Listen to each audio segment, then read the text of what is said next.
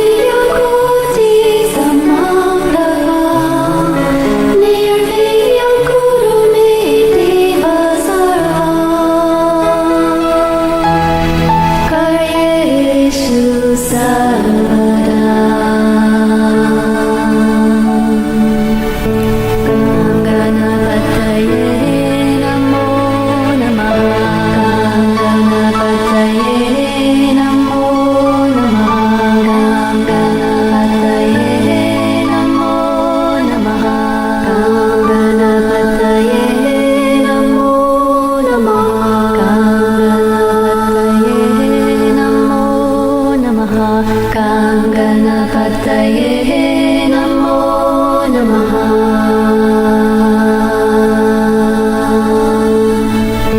Gam Ganapataye Namo Namaha. Gam Ganapataye Namo Namaha. Jai Ganesha Gananata Dayaniti Sakala Vighnakarajura Hamari. Jai Ganesha Gananata Dayaniti Sakala Vighnakarajura Hamari.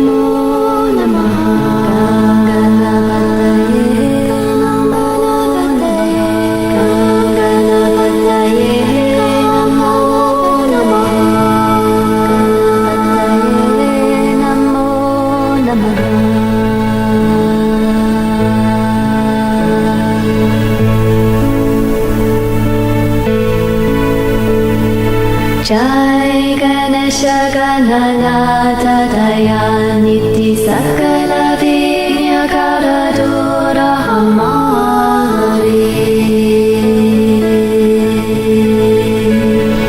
Jai Ganesha Gananata Dayaniti Sakala Vighnakarajura Hamari.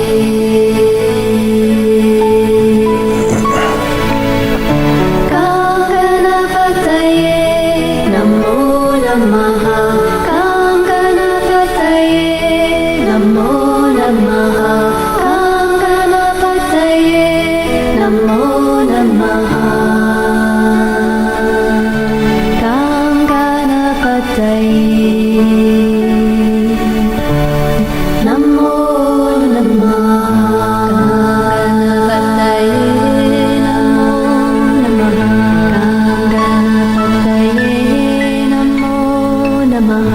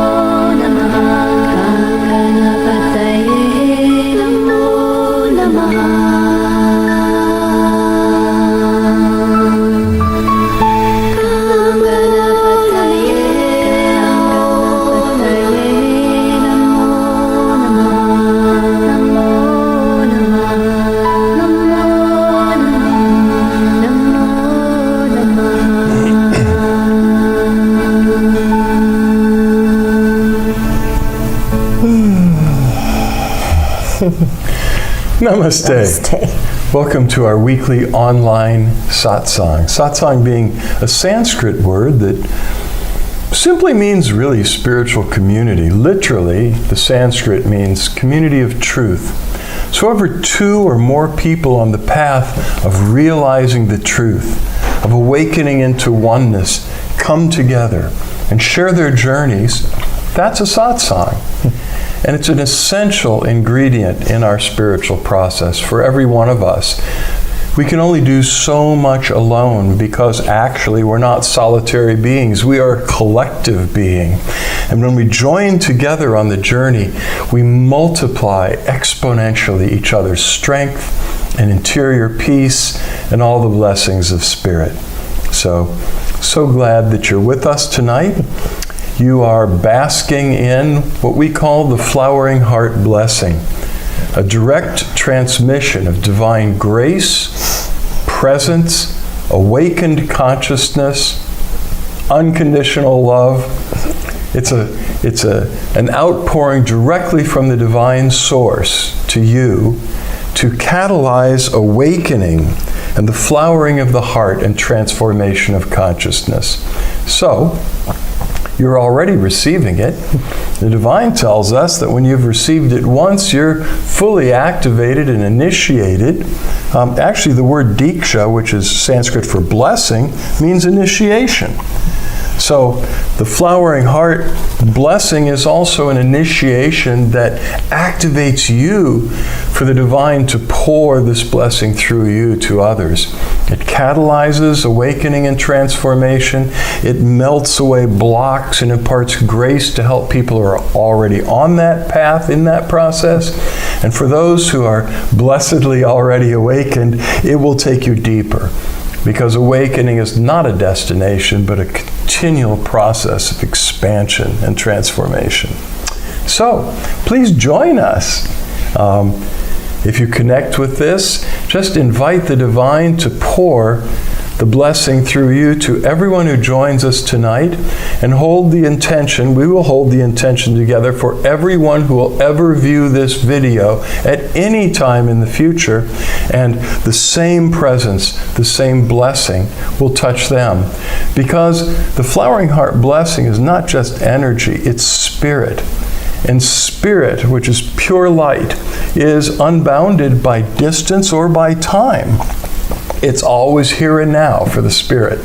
So someone could be watching this video 10 years from the time we're making it tonight, and they would still experience the same presence and blessing that we do. Announcements. This coming Sunday is our monthly interfaith communion with the Cosmic Christ, which is exactly what it said, exactly what it's called. It's interfaith. You don't have to be a Christian. We welcome you, regardless of your faith or lack thereof, to experience the Cosmic Christ. The Cosmic Christ is that aspect of the divine that some people call the God within, some people call it the Christ within. In India, they often refer to it as the Paramatma. It is the spark of the divine that's at the heart of everything in the universe and holds grace, compassion, and the blueprint for transformation. More and more people these days, regardless of the path they're on, be it Buddhist or be it Hindu or pagan, are experiencing Christ consciousness, because that's quite a natural phenomenon as the heart begins to flower in oneness with the source. So if you're attracted to Christ consciousness, to experience the Cosmic Christ, please join us 11 a.m. Eastern Time, Eastern U.S. time, on Sunday. And if you can't join us right then, the recording will be up there afterwards. I used to say these recordings would be up forever, but Facebook has decided they will only leave people's videos up for 1 month. So that service that we did a month ago, oh my gosh, we've never had so many people watch it. It was called Freedom from Cares, cravings and compulsions. And it just really has drawn people to that grace. And it's still up. And I could always repost it, you know. That's true. Be up for a month at a time. But you're welcome to watch that. But if you can join us this It's a great coming... loophole. If you can join us, though, live would be great, Sunday morning. We will remember in prayer tonight the passing of Pope Francis. Really remarkable man. Very controversial because he was quite a reformer, but he was a champion of the poor. He was the first Latin American pope. And interestingly, he was a Jesuit, which many people are nervous about. They're the most highly educated priests in the Catholic world. I think they have at least 13 years of graduate education and at least one doctorate, which makes you kind of wonder about them. But Francis, when he became Pope, strangely chose Francis as his papal name, invoking the spirit of Saint Francis, who was the champion of the poor and the marginalized, and so Pope Francis turned a lot of things on their head. I would have liked to see him go farther. I'm not going to discuss that. That's not my job. But he did significantly challenge the status quo in many ways and drew a lot of criticism. And we definitely will pray for the passage of his soul into the light. And he just passed this morning. And for wisdom for the leaders of that denomination to choose the next Roman pontiff. Why am I even talking this way? Well, you know, when we speak about Christians, there are more Roman Catholics than all the Eastern Orthodox and all the Protestants and all the other Christian sects all put together. A huge number of the Earth's population belong to that particular belief system. So it's important. But we don't just pray for that. We pray for Islam. We pray for the Buddhist tradition, for the Hindus and the Taoists and people of all faiths. So, but this was sort of a momentous event for those who are following the Catholic path, and we wish his soul well in journeying to the light. Any other announcements? Not that I can think of. Okay. Yeah, Maury, I'll get back to that. Well, she said, I read he called by phone a priest in Palestine every night until he died. We'd say more about him, but yes, he was remarkable, and he built bridges with people who weren't even accepted by the Catholic communion. He had intimate friends who were of other sacramental lineages that were very close to him. And I wish he could have gone farther in terms of breaking down the barriers and bringing people together, because that really was his heart. And he didn't come from, his power wasn't from the hierarchical heights. He was from the base of the pyramid, the people, a lover of the people that rose to leadership. And so, yeah, and I know More's in South America too, so since he was from Argentina, there's a lot more that's known about him probably by people who have spent their lives in South America than some other places who just go, oh, he's just the Pope, you know. Yeah, but a very special man of God in South America before then. So we like to open it to questions and answers on the spiritual journey. your own experiences you might be having, or that you'd like more light, more clarity about. It could be about meditation or prayer or past lives or the afterlife or anything pertaining to the journey of spirit. And that, when you ask those questions, it resonates with everyone because we go through similar experiences along the way. And I know, Suzanne and I know where we sit, it nudges the divine to pour inspiration through us that can bring us all more clarity and light. So that's your role, if you feel so moved. And while you're asking that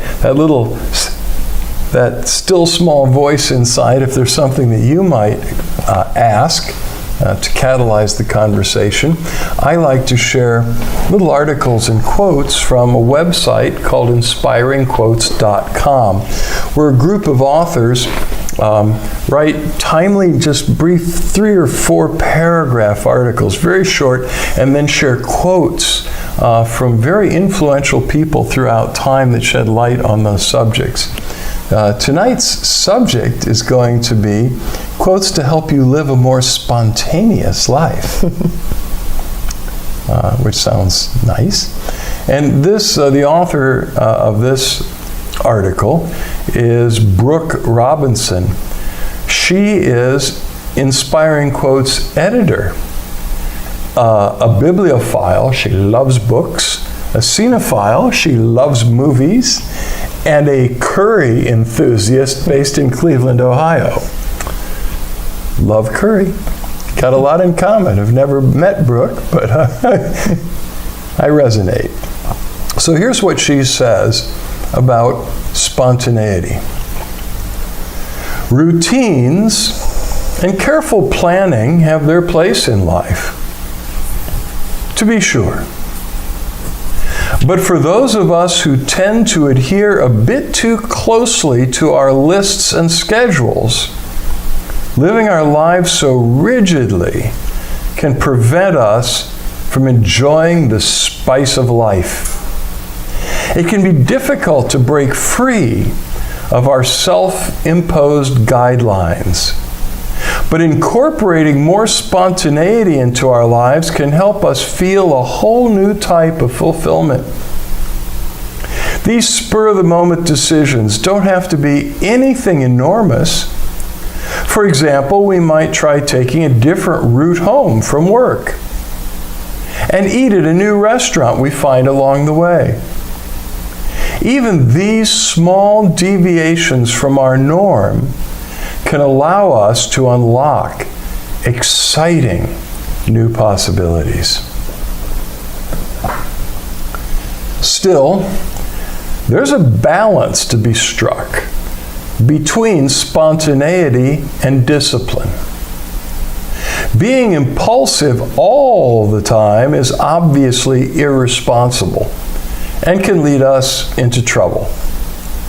But there's an interesting relationship between routine and surprise, as we often can't have one without the other.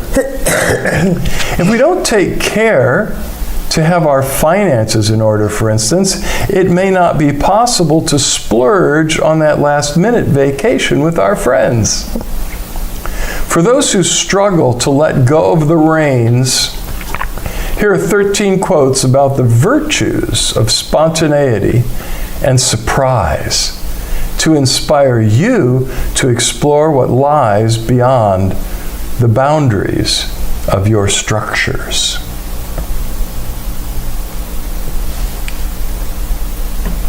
So here we go.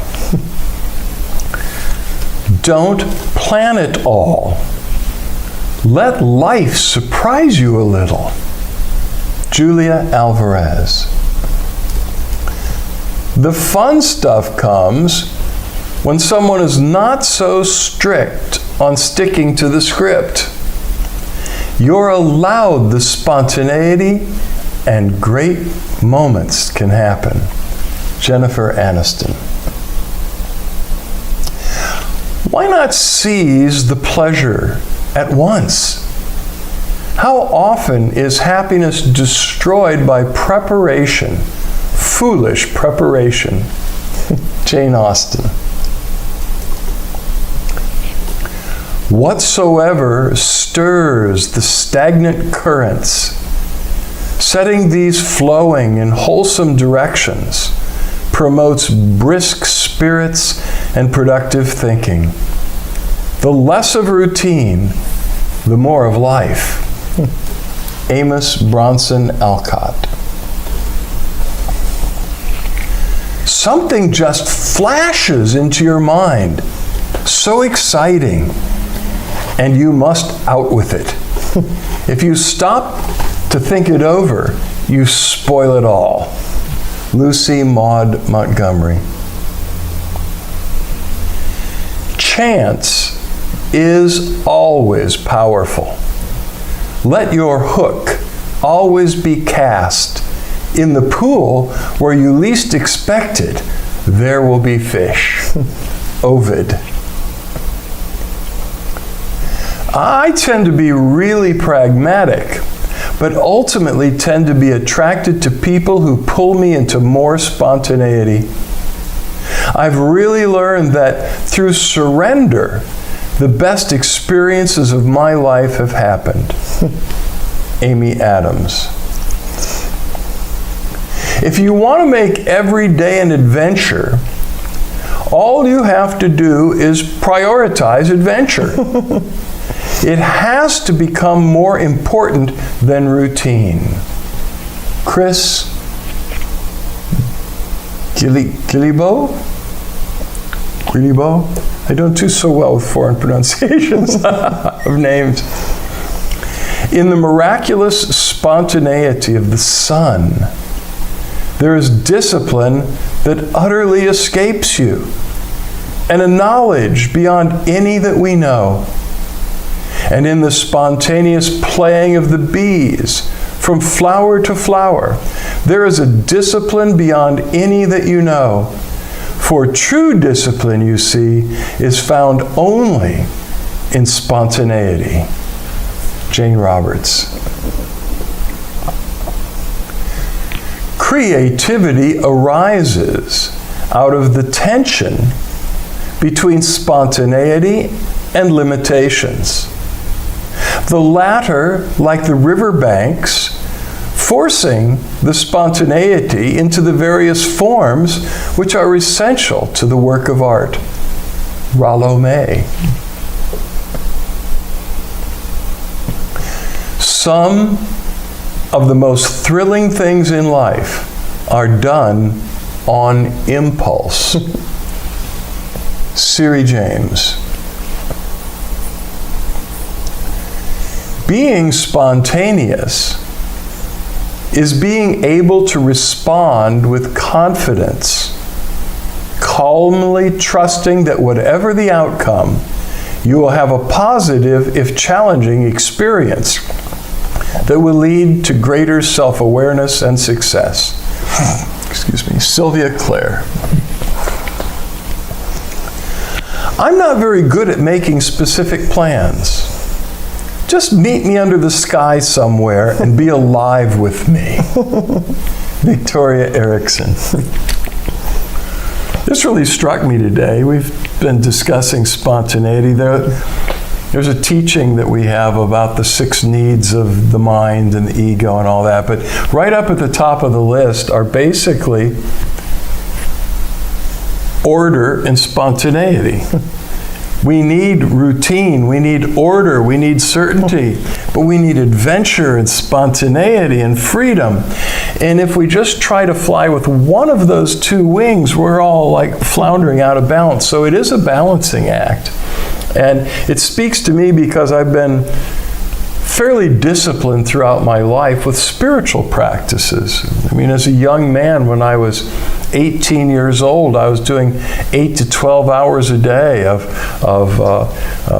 Qigong and Taoist meditation and various Taoist monastic and yogic disciplines, hours every day. And then I just learned more over the years, more and more and more. I didn't put in 8 to 12 hours a day, but usually hours a day for years and years and years. And there comes a point where, the greatest spiritual discipline that I'm aware of is just opening to the presence and being surrendered to the spontaneity of yielding to the presence. So I've had people come to me in recent years and say, so how long do you spend in spiritual practice a day? And they were sort of testing me, because if I said, 2 or 3 hours, they would go, I'm done. And they say, all I do is practice the presence. Well, there is a balance. And this morning I woke up and I had every intention of entering into certain spiritual disciplines that I like to practice each day. And you know what? My soul just went, I'm just going to let go of the routine and be spontaneous. So I was having this delightful morning, just enjoying the spontaneity of letting go of routine, and this was sent to me as a confirmation. You have any thoughts about that? I resonate with that last one, though. I'm not very good at making plans. I like most of my day to be spontaneous. Just meet me under the sky somewhere and be alive with me. What a lovely quote. Sounds like something Rumi would have said, for sure. So Tristan writes, asking a prayer for myself. Been stuck on repeat.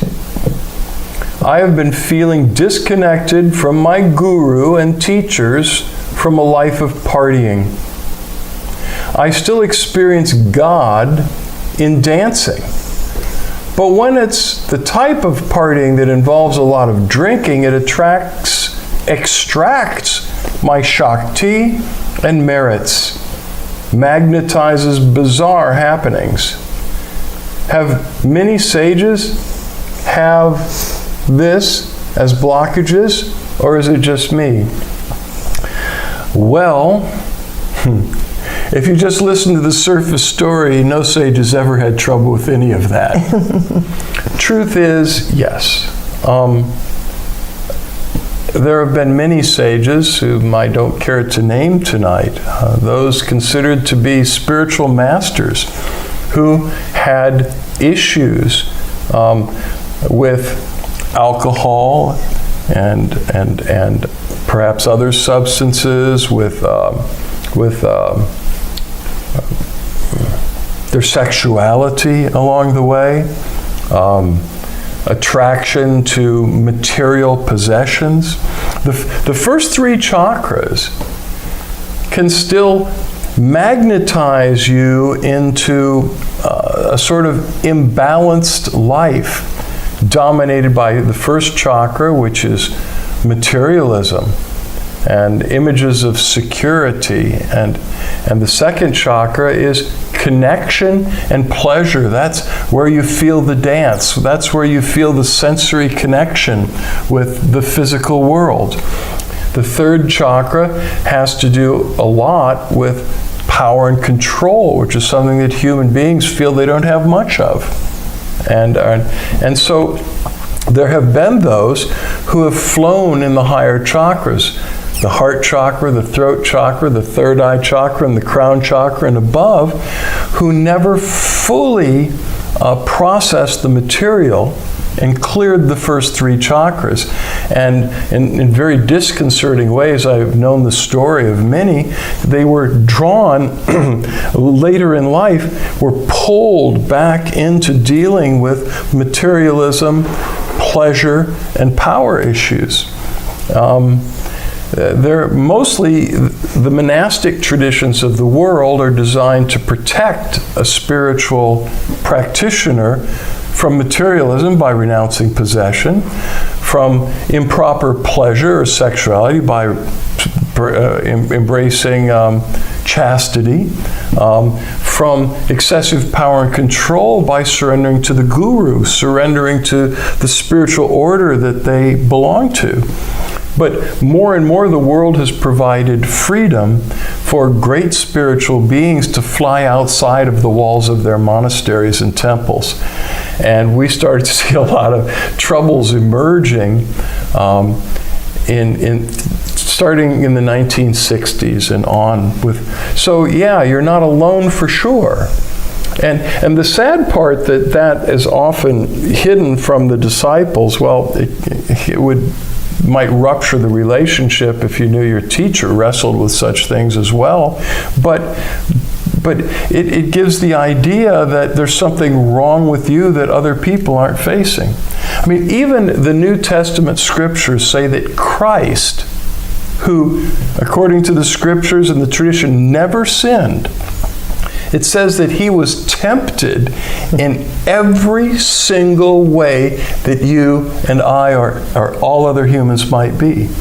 I mean, nobody has suffered every temptation except Christ. He suffered every temptation.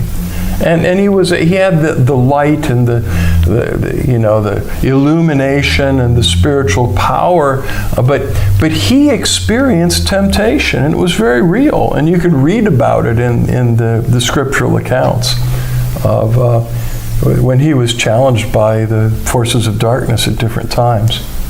So that all said, I recommend letting go of things that are extracting your Shakti and your merits and magnetizing you to bizarre happenings. I would also just point out that there are many different ways to dance. I mean, if you love dancing, you can just dance in your own home, or, go to different events, or a dance school, or, some kind of a community fundraiser or something where they're having a dance. If you're drawn to a situation that's going to have you drinking and have you be a magnet for all kinds of circumstances, there's still some part of you that's not healed, and also, maybe some self-judgment.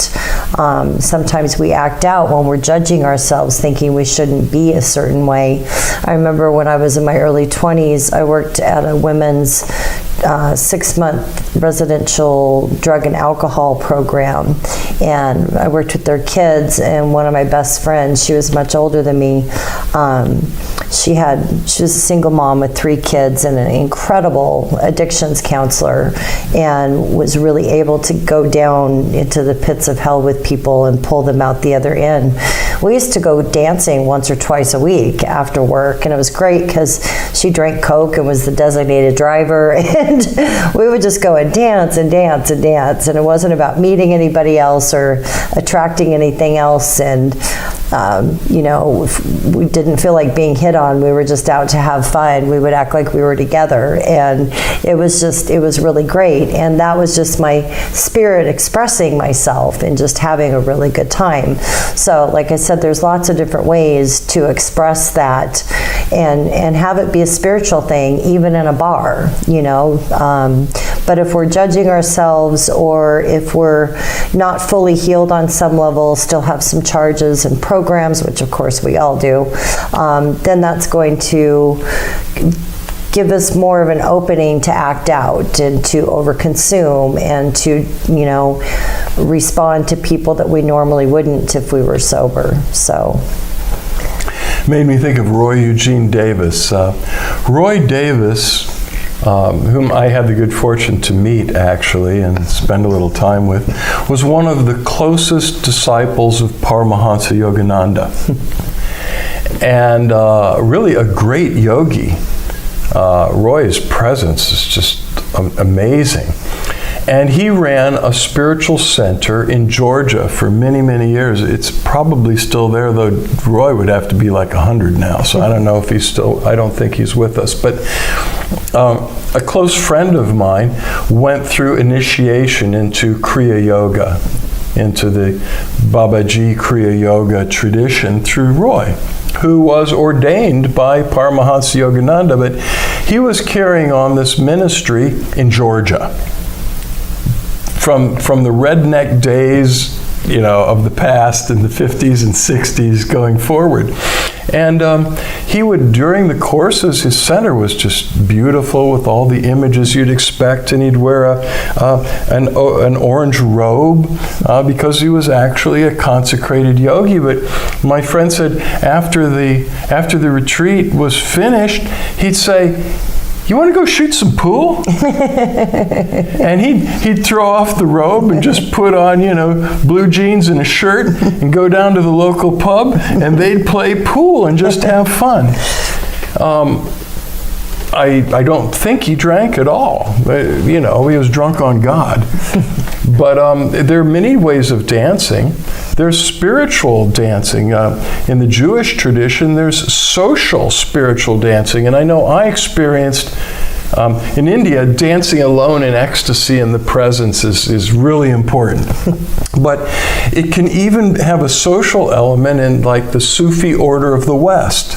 The dances of universal peace, which are still going on if you can find them, were a real phenomenon in the 60s and 70s and combined sacred dance from all the different traditions, dancing in spirals and circles and with partners, and it was amazing.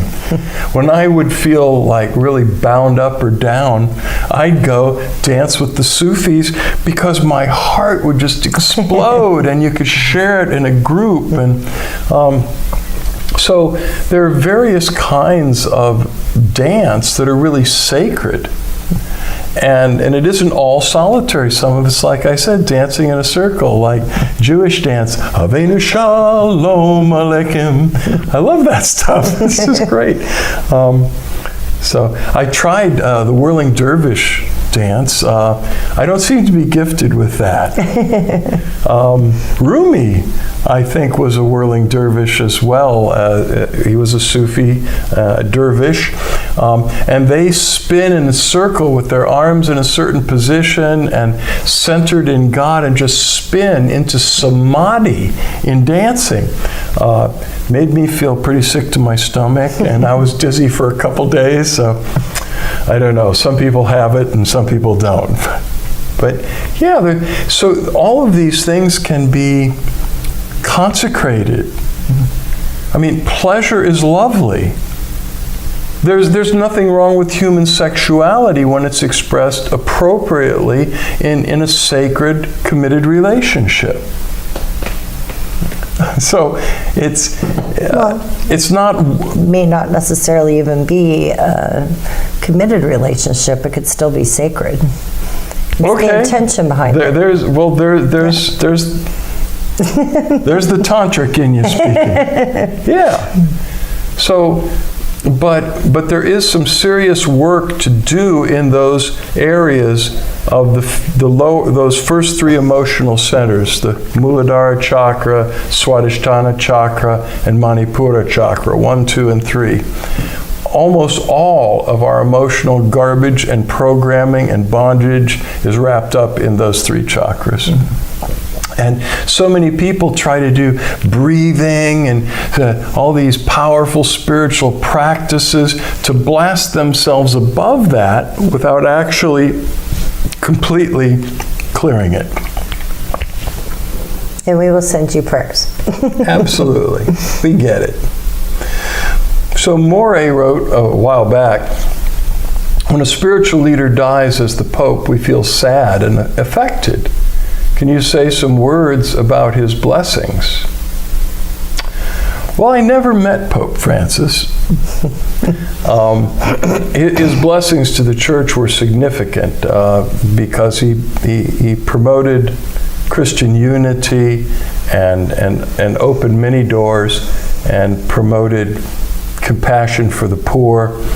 I could speak more about Pope John Paul II, St. John Paul, because I was in his presence several times. And when I first encountered him, I was in judgment against the Catholic Church. I mean, I just thought it was, evil. And when he first came to the West, to Mexico, I was there. And God spoke to my heart and said, "How dare you judge my servant?" I went, "What? I thought this guy was a rascal." And God said, "Wake up." And I accidentally encountered him like a block away going down the street. And from a block away, the spiritual presence took my breath away. I was absolutely stunned stunned and dissolved in the presence of God. And I got to spend time at St. Peter's with John Paul. And every time I was in his presence, it was the same electrifying presence of the Spirit. I didn't agree with some of his theology at all. I'm an advocate of women's ordination.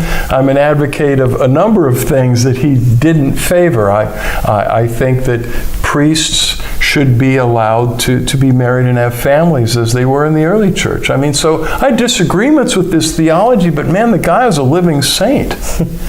And when he passed, that was a big empty feeling.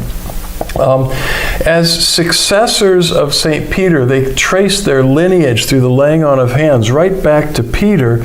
They carry not only the anointing and blessing of the Holy Spirit, but a lineage called apostolic succession through the laying on of hands. There's something special there, and I've learned a lot about it. Maury says, I read about the priest he called every day. Yeah, and there were others. He was an amazing man. Tristan writes, Amma, the hugging saint, transmit light through hug. Yeah. Diksha, you both transmit through eyes. How can I transmit light through jokes or an instrument? Do people you know transmit Shakti in unique ways? Absolutely, Tristan, yes. There are people that transmit Diksha, transmit divine light through dance. There are people that are just so graced by the Spirit of God that when they take up an instrument and they begin to play, people are raised up in the Spirit. I mean, we know some of the great composers that heard the music of the spheres transmitted that through song. So song and dance and musical instruments, song is very powerful. You can always set the intention to be, to have grace pour through you and to be an inspiration and to have that come through you. Intention is really powerful. We were just talking about that at last week's Satsang, is that, you receive so much more grace when you set the intention for that to be your goal. Robert Reister writes, are we be here now? Where else could we possibly be? That is, we are here now. We are one being, manifesting through 8 billion weird, quirky forms. Yekaterina says, dancing helped me and Yekaterina is a really well-known actor in Mexico. If you live in Mexico, you might have seen her on the screen. Dancing helped me to overcome trauma when I was an adolescent. I used to dance in parties and also as a professional dancer, but without using alcohol or drugs. Even though people always thought I was under the influence of drugs because of the intensity of my dancing. Nice. Yeah. Beautiful. Thank you for sharing. Yeah. And then Maury, boy, she throws here she goes. Do we transmit light through sex? It is possible. It is certainly part of the Tibetan Tantric Buddhist tradition. It is, they definitely believe in sacred tantric sex as a path to enlightenment. And it's actually very sacred and consecrated in the way that it is practiced, with mantra and visualization and the raising of kundalini, and it's very much part of their tradition. Someone asked the Dalai Lama a few years back, is it possible to reach enlightenment in the Tibetan Buddhist tradition without kundalini maithuna, without the practice of the sexual yoga? And he said, well, he almost said theoretically, because one of their great masters wrote that you can unite the male and the female essence, divine essence, within yourself. But in their tradition, and in some of the tantric traditions, light is and can be transmitted through sex. The idea of a sacramental marriage, even in the Western Christian tradition, is to, through the sacrament of holy matrimony, is for God, for the Christ within, to come into the center of that relationship. And it's taught, and the priests teach it, that when the couple who are united in that sacrament come together, they do transmit light and spiritual nourishment and strength to one another. It's considered to be like a sin to withhold that from your partner. St. Paul wrote of that it's very important to allow the blessing of the divine to flow through you to your mate. So, yes, but we can also see a lot of spiritual darkness has been translated through sexuality. So it's where your heart is and what your intention is. Right. Yeah, it all comes back to where your heart is. Anything could transmit light. Cooking, and reminds me of that movie Like Water for Chocolate. It was a really good movie about, your heart being translated into the food and impacting other people. So anything that you do, I see crossing guards helping children across the street, and some of them are infusing light. They're talking to the families that they've gotten to know. They're talking to the children, Anything that we do can be infusing spiritual light into whatever situation we're in. Okay, I have to read what Robert Reister just wrote. Rob and I grew up together. We've known each other since we were 5 years old in the North Shore of Chicago. Our families moved to Florida at the same time, and his dad, the Anglican priest, was my dad's best friend, and so our families intermingled, and we've been through a lot of life together and apart. And we're a couple of the last members of our own families. And so it's so great we connect. And Rob wrote, "You are my weekly 2x4 up against my head." I love you, brother. Love you too, Rob. Very much. Thank you for the honor. It's a soft 2x4, just full of love. Okay, well, that was wonderful. So let's close our eyes and invite the blessing of the divine presence for everyone here. So just close your eyes if you would, and invite the divine presence who dwells within you at the center of your heart to just pour out from within you. Christ said, out of your innermost being will flow rivers of living waters. That's the divine presence. This presence is all-powerful and all-knowing. There's nothing hidden from the gaze of the divine within you, and it loves you beyond your wildest dreams. The divine presence is your true, eternal, spiritual parent and yearns to draw you into the center, into oneness with the light. So just receive the blessing. The divine knows exactly what you need. If you need healing, if you need a relationship repaired, if you need painful emotions and memories healed so that you can go on, the divine already knows all that.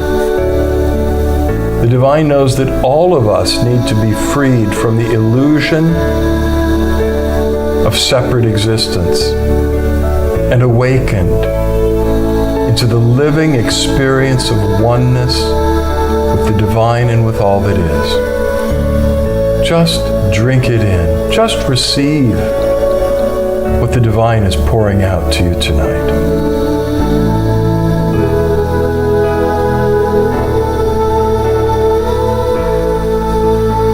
Let it be healed. Let the emptiness be filled.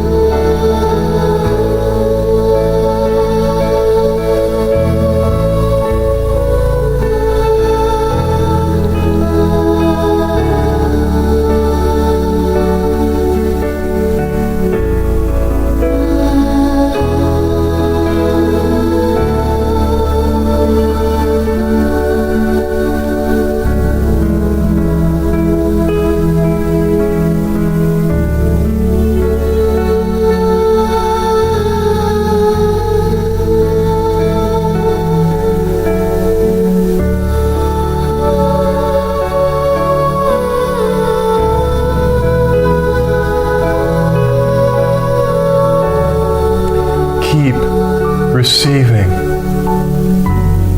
There's nothing for you to do or beg for or think your way through now. The divine already knows. Just breathe and receive. Keep soaking it up, drawing it in. There's an inexhaustible supply of love and grace to help you.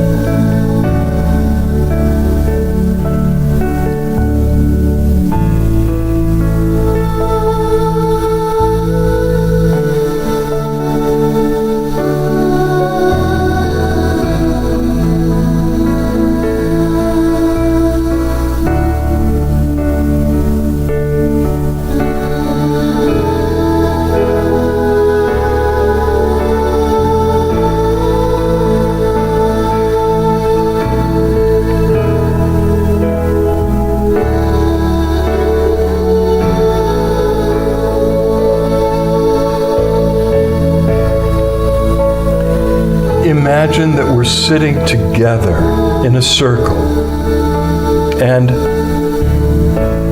with your eyes closed, you could lift up your hands with your palms open and just invite and allow the divine to pour the blessings of grace through you to all the others seated in the circle.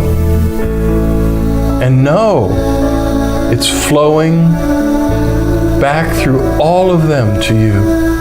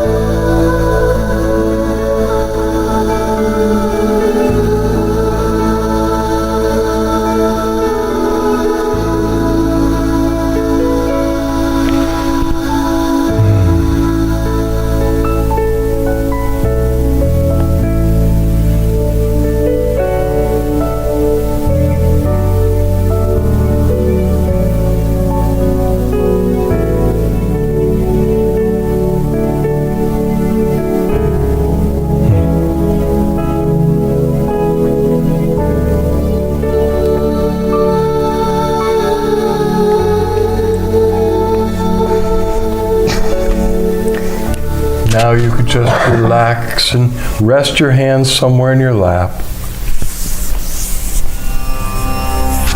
And when you're ready,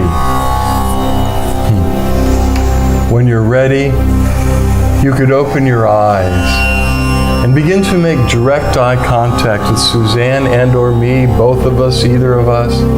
Just keep gazing at least one of our eyes. That's all you need to do during the light meditation.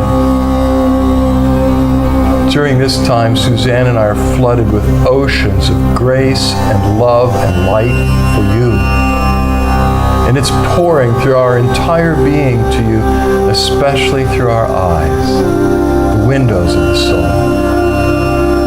Just keep looking and drink it in.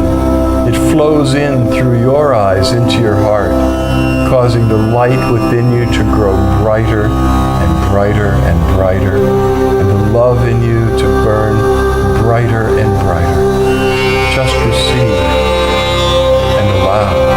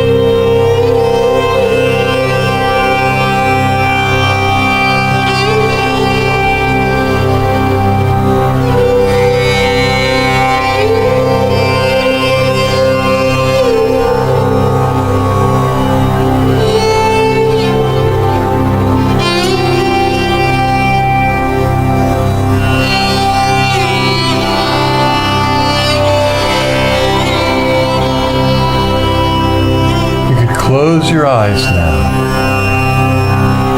Meditate with us for a few more moments as the grace settles within you.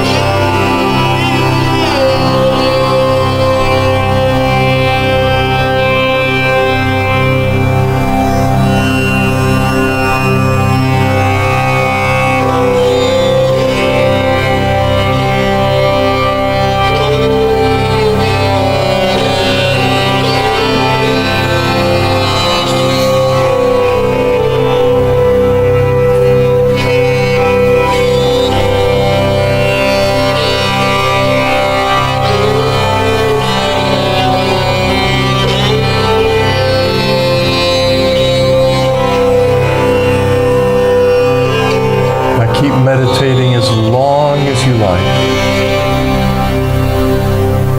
You might find a place nearby to lie down in Shavasana. That's to lie on your back with your eyes closed, your arms loosely at your sides with your palms open and turned upward, and just let yourself dissolve with gratitude in the presence. Much love, light, and blessings. We love you so much. Until we meet again, know that the divine in us beholds the divine within you, and we bow to you. Namaste. Namaste.